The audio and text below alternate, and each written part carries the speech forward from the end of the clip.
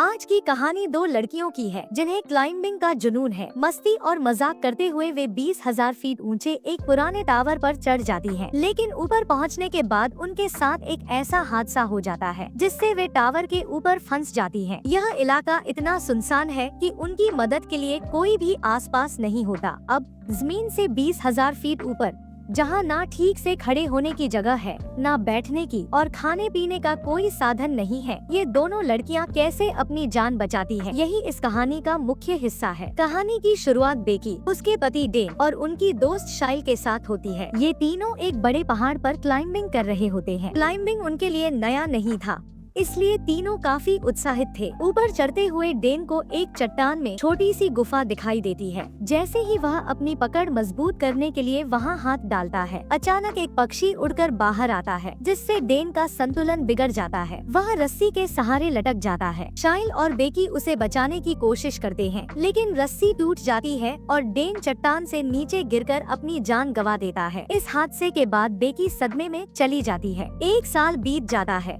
लेकिन वह अब भी इस घटना को भुला नहीं पाई। बेकी का जीवन अकेलेपन और दर्द से भर जाता है। वह शराब की आदी हो जाती है। उसके पिता जेम्स उसकी हालत देखकर परेशान हो जाते हैं और उसे आगे बढ़ने की सलाह देते हैं, लेकिन बेकी इतनी निराश हो चुकी थी कि किसी की बात सुनने को तैयार नहीं थी। एक रात वह अपनी जिंदगी खत्म करने का फैसला कर लेती है। तभी शाइल का फोन आता है। दरअसल बेकी के पिता ने शाइल से कहा था कि वह बेकी से बात करे और उसे समझाए। शाइल बेकी को उसकी पुरानी यादें भुलाने और जीवन में आगे बढ़ने के लिए 20,000 फीट ऊंचे एक पुराने टावर पर चढ़ने का सुझाव देती है। पहले तो बेकी मना कर देती है, लेकिन शाइल के समझाने पर वह तैयार हो जाती है। अगले दिन दोनों इस खतरनाक सफर के लिए निकल पड़ती है। सफर के दौरान बेकी शाइल के फोन में पुरानी तस्वीरें देखती है। एक तस्वीर में एक लड़के का हाथ शाइल के कंधे पर होता है। जब बेकी उससे इसके बारे में पूछती है तो शाइल इसे एक दोस्त कहकर बात टाल देती है। रास्ते में बेकी के पिता का कॉल आता है,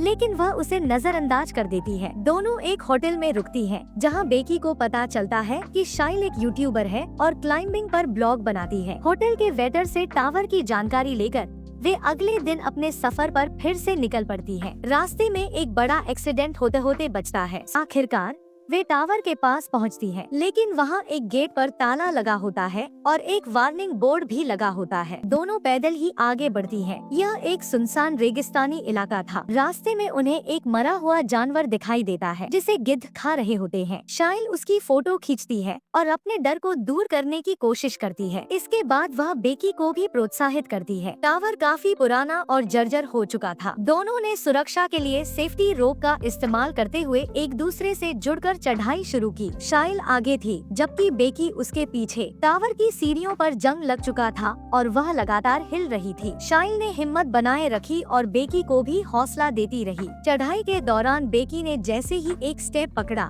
वह टूटकर नीचे गिर गया। हालांकि बेकी बाल बाल बच गई, लेकिन इस घटना ने उसे डरा दिया। शाइल ने उसे हिम्मत दिलाई और कहा कि अगर यहाँ सीढ़ी टूट सकती है तो आगे भी ऐसा हो सकता है। टावर के कई नट बोल्ट ढीले हो चुके थे, लेकिन दोनों ने साहस दिखाया। लगभग 18,800 फीट की चढ़ाई पूरी करने के बाद अब सिर्फ 200 फीट की ऊंचाई बची थी, जो बाहरी सीढ़ियों से तय करनी थी। बाहरी सीढ़ियों की हालत और खराब थी, क्योंकि वे तेज हवा के संपर्क में थी। बेकी का मन और आगे बढ़ने का नहीं था, लेकिन शाइल ने चढ़ाई शुरू कर दी तो बेकी को भी जाना पड़ा। कुछ दूर और चढ़ने के बाद उन्हें एक डिश को पार करना पड़ा। शाइल ने इसे मजाक में लेते हुए आसानी से पार कर लिया और बेकी की मदद भी की। हालांकि बेकी बहुत डरी हुई थी और शाइल ने उसे और डराने के लिए सीढ़ी हिलाना शुरू कर दिया। इससे नट बोल्ट और भी ढीले हो गए और एक बोल्ट टूटकर नीचे गिर गया। फिर भी दोनों किसी तरह टावर के शीर्ष पर पहुंच गईं। ऊपर पहुंचकर वे बहुत खुश हुईं। शाइल ने अपने ब्लॉग के लिए वीडियो शूट करना शुरू कर दिया। वह एक अच्छे शॉट के लिए ड्रोन का इस्तेमाल करती है और बेकी को ड्रोन का रिमोट पकड़ने को कहती है। शाइल टावर के सहारे एक हाथ पर लटक कर पोज देती है। बेकी ने मना किया,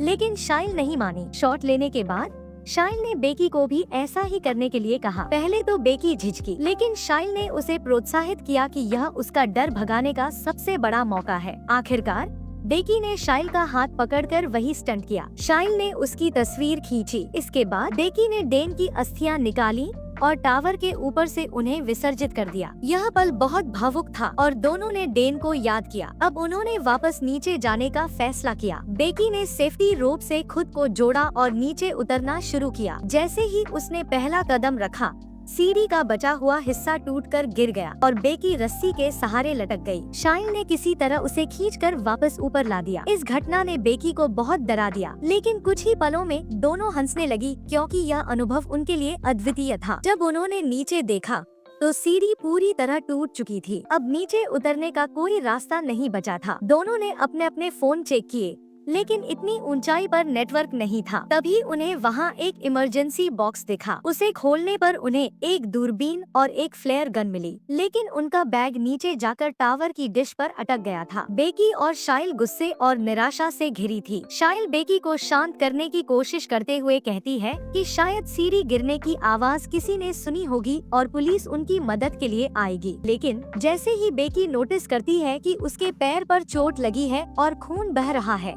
शाइल तुरंत अपनी शर्ट निकालकर उसकी चोट पर बांध देती है ताकि खून रुक सके। वे दोनों मदद का इंतजार करती हैं, लेकिन समय बीतता जाता है और कोई नहीं आता। इस दौरान बेकी शाइल से पूछती है कि उसने ब्लॉगिंग क्यों शुरू की। शाइल बताती है कि उसने यह सब डेन के लिए शुरू किया था। यह सुनकर बेकी के मन में शाइल के प्रति शक पैदा हो जाता है, लेकिन वह चुप रहती है। 5 घंटे बीत चुके थे, लेकिन मदद अब भी नहीं पहुंची। इस बीच शाइल को एक विचार आता है। उसने जो मरे हुए जानवर की फोटो पोस्ट की थी, उसे याद कर वह एक हेल्प मैसेज टाइप करती है। फिर वे फोन को रस्सी से बांधकर नीचे लटकाने की कोशिश करती है ताकि सिग्नल मिल सके और पोस्ट अपलोड हो जाए, पर उनकी रस्सी बहुत छोटी थी और यह प्रयास असफल रहा। बेकी को एक और विचार आता है। वह सुझाव देती है कि फोन को नीचे फेंक दिया जाए क्योंकि नीचे जमीन पर सिग्नल हो सकता है। शाइल सहमत होती है। वे फोन को एक जूते में सुरक्षित रखते हैं, उसे कपड़ों से पैक करती हैं ताकि फोन टूट न जाए और फिर नीचे फेंक देती हैं। लेकिन दूरबीन से देखने पर भी यह पता नहीं चलता कि फोन सही सलामत है या टूट गया। तभी बेकी नोटिस करती है कि शाइल के पैर पर 143 का टैटू बना हुआ है। यह वही नंबर है जो डेन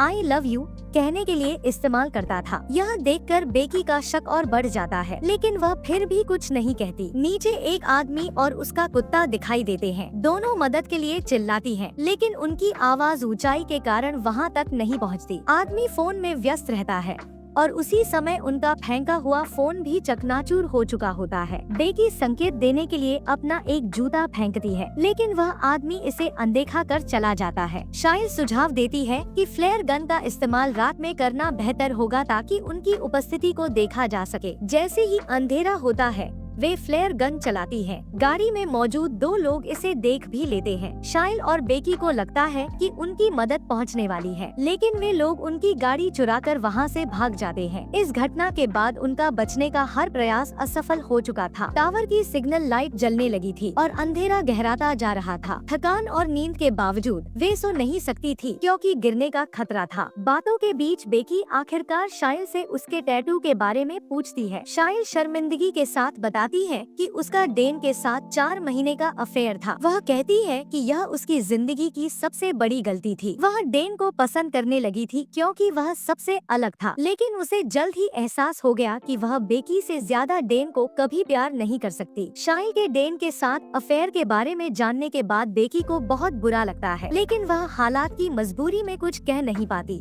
दोनों को टावर पर फंसे हुए 24 घंटे हो चुके थे। भूख प्यास से बेहाल होकर शाइल फैसला करती है कि वह किसी भी तरह नीचे जाकर अपना बैग वापस लाएगी। वह रस्सी को टावर से बांधकर नीचे उतरती है, लेकिन रस्सी छोटी होने के कारण बैग तक नहीं पहुंच पाती। कोई विकल्प न होने पर वह अपनी रस्सी से लटककर किसी तरह डिश तक जंप लगाती है। बैग तक पहुंचकर वह पानी पीती है, लेकिन अब उसे ऊपर लौटने की समस्या का सामना करना पड़ता है। वह बैग को रस्सी से बांधकर ऊपर फेंक देती है और खुद भी रस्सी के सहारे चढ़ने की कोशिश करती है। बेकी अपनी पूरी ताकत से उसे खींचने लगती है। शाइल लगभग ऊपर पहुंचने वाली होती है, लेकिन रस्सी फिसल जाने के कारण वह गिर जाती है। यह देख बेकी की सांसें थम जाती है, लेकिन जैसे ही वह नीचे देखती है, शाइल रस्सी पर लटकी नजर आती है। हालांकि शाइल के हाथ बुरी तरह घायल हो जाते हैं और वह खुद ऊपर चढ़ने में असमर्थ होती है। बेकी किसी तरह अपनी पूरी ताकत लगाकर उसे वापस ऊपर खींच लेती है। बेकी पानी पीने के बाद अपने ड्रोन का इस्तेमाल कर मदद का संदेश भेजने की कोशिश करती है। वे ड्रोन में हेल्प नोट बांधकर होटल की ओर भेजती है, लेकिन बैटरी खत्म होने से पहले वे ड्रोन को वापस बुला लेती है। यह उनका आखिरी विकल्प था,